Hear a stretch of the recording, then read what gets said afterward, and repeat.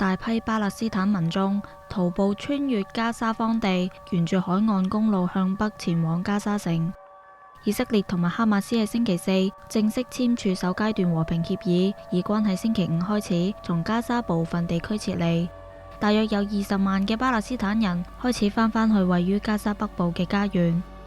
加沙戰事持續2年，造成超過6.7萬名巴勒斯坦平民死亡。以色列早前向加沙市發動大規模襲擊，市內一片狼藉。以色列國防軍發言人呼籲加沙居民避免進入以軍控制區，以確保自身安全。